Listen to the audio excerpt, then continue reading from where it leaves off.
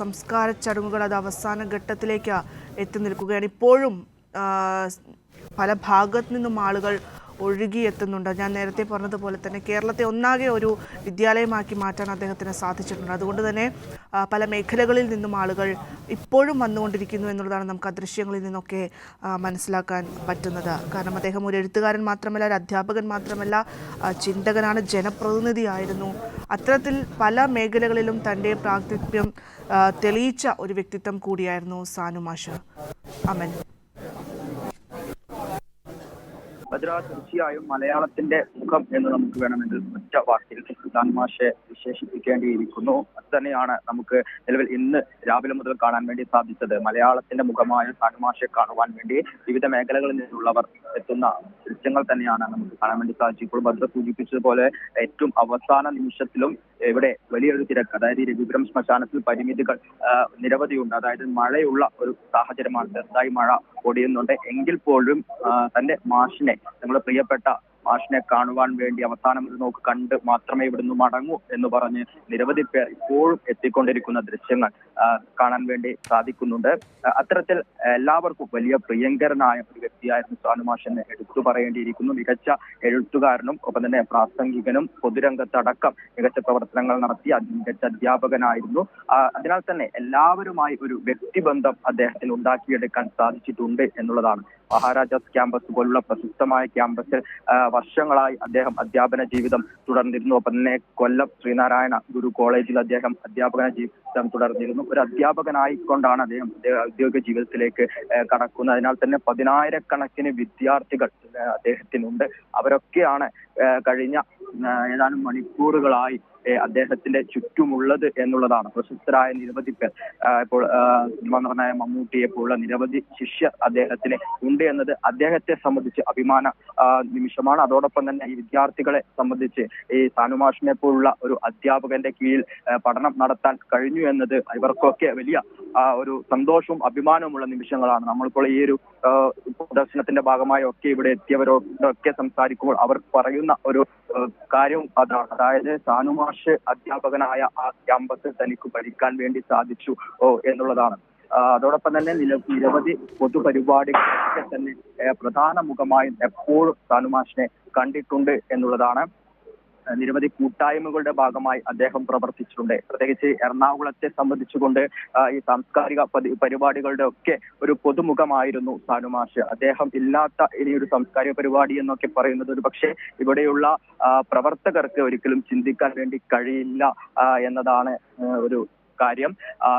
സാനു മാഷ് വിട പറഞ്ഞു എന്നുള്ളത് ഇപ്പോഴും ഇവർക്ക് ഉൾക്കൊള്ളാൻ സാധിച്ചിട്ടില്ല എന്നതും ഒരു കാര്യമാണ്. നിരവധി പേർ ഇപ്പോഴും ഇവിടേക്ക് എത്തിക്കൊണ്ടിരിക്കുകയാണ്. ഇതിന്റെ ഈ സംസ്കാര ചടങ്ങുകൾ ഏറ്റവും അവസാന ഘട്ടത്തിലേക്ക് നീങ്ങുന്ന ദൃശ്യങ്ങളാണ് കാണുന്നത്. ഇടതുപക്ഷത്തിന്റെ ഭാഗമായി പ്രവർത്തിച്ചുകൊണ്ട് 1987 അദ്ദേഹം ഇടതുപക്ഷ സ്വതന്ത്രനായി നിയമസഭയിലേക്ക് അടക്കം എത്തിയിട്ടുണ്ട്. അതായത് 1983 അദ്ദേഹം അധ്യാപന ജീവിതം അവസാനിപ്പിക്കുന്നത്. പിന്നീട് പൊതുരംഗത്തേക്ക് എത്തുന്ന കാഴ്ചകളാണ് കണ്ടത്. ഈ പൊതുരംഗത്തും അദ്ദേഹം മികച്ച രീതിയിൽ ജനങ്ങൾക്കിടയിലേക്ക് ഇറങ്ങിച്ചെന്ന് അദ്ദേഹത്തിന് പ്രവർത്തിക്കാൻ വേണ്ടി സാധിച്ചു എന്നുള്ളതാണ്. അവിടെ ഒരിക്കലും ഇടതുപക്ഷത്തിന്റെ ഭാഗമല്ലാത്ത ഒരു മണ്ഡലത്തിൽ അവിടെ ഏകദേശം 10,000-കണക്കിന് വോട്ടുകൾക്ക് അദ്ദേഹത്തിന് വിജയിക്കാൻ വേണ്ടി സാധിച്ചു എന്നത് അദ്ദേഹത്തിന്റെ ഒരു സ്വാധീനം വ്യക്തമാക്കുന്ന ഒരു കാര്യമാണ്. കാരണം അതിൽ ഏറ്റവും പ്രധാനപ്പെട്ട ഒന്നെന്ന് പറഞ്ഞാൽ മികച്ച അല്ലെങ്കിൽ നിരവധി വിദ്യാർത്ഥികൾ അദ്ദേഹത്തിനുണ്ട്. അത് തന്നെയാണ് അദ്ദേഹത്തിന്റെ ഈ ജീവിതകാലത്ത് മുഴുവൻ അദ്ദേഹത്തിന്റെ കരുത്തുണ്ടായത്. അദ്ദേഹം എവിടെ പോയാലും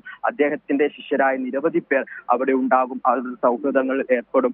അതൊക്കെയാണ് അദ്ദേഹത്തിന്റെ ഒരു ശക്തി എന്നുള്ളത്. അത് തന്നെയാണ് ഈ പൊതു രാഷ്ട്രീയ രംഗങ്ങളിലൊക്കെ തന്നെയും അദ്ദേഹത്തിന് ഒരു കരുത്തായിട്ട് ഉണ്ടായിരുന്നു. ഒപ്പം തന്നെ എല്ലാവരിലേക്കും ഇറങ്ങിച്ചെന്ന് അവരുമായി നല്ല ബന്ധം സൂക്ഷിക്കാൻ വേണ്ടി എപ്പോഴും സാനു മാഷിന് സാധിച്ചു എന്നതും അദ്ദേഹത്തിന്റെ ഒരു മികവായി നമുക്ക് കാണാൻ വേണ്ടി സാധിക്കും. അത്തരത്തിൽ എല്ലാ മേഖലകളിലും തിളങ്ങിയ ഒരു വ്യക്തിത്വം എന്ന് സാനു മാഷിനെ പറയേണ്ടിയിരിക്കുന്നു. ഒപ്പം അല്പസമയം മുൻപ് ഇവിടെ ഈ സംസ്കാര ചടങ്ങിന്റെ ഭാഗമായി അദ്ദേഹത്തെ ഒന്ന് അവസാനം കാണുവാൻ വേണ്ടി ഇവിടെ എത്തിയ ഒരാളുമായി സംസാരിച്ചപ്പോൾ അവർ പറഞ്ഞു തന്ന നിരവധി അനുഭവങ്ങളുണ്ട്. അതായത് ഈ അവസാന കാലത്ത് പോലും അദ്ദേഹം ആക്റ്റീവായി പൊതുരംഗത്തുണ്ടായിരുന്നു എന്നുള്ളതാണ്. അദ്ദേഹത്തിന് 97 വയസ്സായിരുന്നു എങ്കിൽ പോലും അദ്ദേഹം എല്ലാ പരിപാടികളിലും അദ്ദേഹം എത്തുകയും അദ്ദേഹം പ്രസംഗിക്കുക, അതായത് പലപ്പോഴും അദ്ദേഹം പ്രായമായവർ ഒരു പക്ഷേ പ്രസംഗപീഠത്തിന് അരികിലേക്ക് വന്ന് പ്രസംഗിക്കുക കുറവായിരിക്കും. അവർ ഇരിക്കുന്ന അവിടേക്ക് മൈക്ക് നൽകി അവിടെ നിന്ന് പ്രസംഗിക്കാനുള്ള ഒരു സൗകര്യം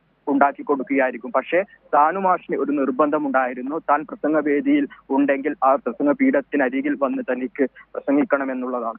ഈ ഒരു പ്രായത്തിലും തുടർച്ചയായി 1-2 മണിക്കൂറുകൾ പ്രസംഗിക്കാൻ അദ്ദേഹത്തിന് സാധിച്ചിട്ടുണ്ടായിരുന്നു എന്നൊക്കെ ഇവിടെ അദ്ദേഹത്തിന്റെ കൂടെ പ്രവർത്തിച്ച നിരവധി പേർ നമ്മോട് സംസാരിച്ചിട്ടുണ്ട്.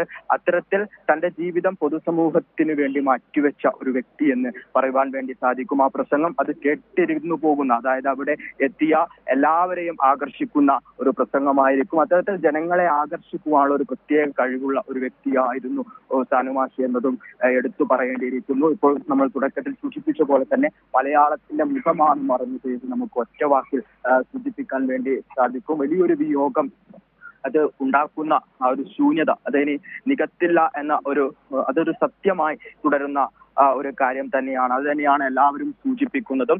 വിവിധ മേഖലകളിൽ പ്രശസ്തനായ സാനുമാഷി വിട പറഞ്ഞിരിക്കുന്നു. അദ്ദേഹത്തിന്റെ സംസ്കാര ചടങ്ങുകൾ അതിന്റെ അന്തിമഘട്ടത്തിലേക്ക് എത്തി നിൽക്കുകയാണ്. ഈ ഒരു പ്രതികൂലമായ കാലാവസ്ഥയിൽ പോലും മഴ ഉണ്ടാകുന്ന ഒരു കാലാവസ്ഥയാണ്.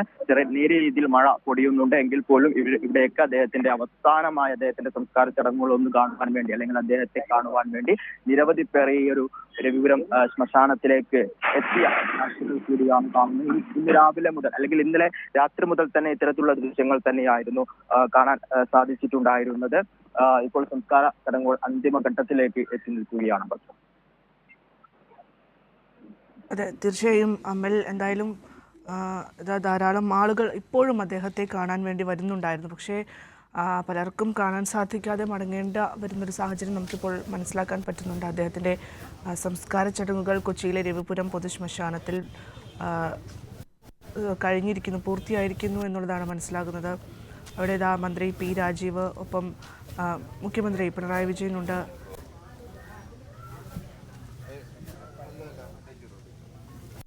മന്ത്രിമാരായിട്ടുള്ള പി രാജീവുണ്ട്, ഒപ്പം മന്ത്രി ആർ ബിന്ദുവുണ്ട്. അത്തരത്തിൽ മന്ത്രിമാരൊക്കെ തന്നെ അദ്ദേഹത്തെ കാണാൻ വേണ്ടി എത്തിയിട്ടുണ്ടായിരുന്നു. ഇന്നലെയായിരുന്നു അദ്ദേഹത്തിൻ്റെ അന്ത്യം സംഭവിച്ചത്. അമൽ പറഞ്ഞതുപോലെ തന്നെ ആകാശത്തോളം വളർന്നു നിൽക്കുമ്പോഴും ഭൂമിയോളം താഴ്ന്നു നിൽക്കുന്ന ഒരു വ്യക്തിത്വമായിരുന്നു എം കെ സാനുമാഷ് എന്നുള്ളത്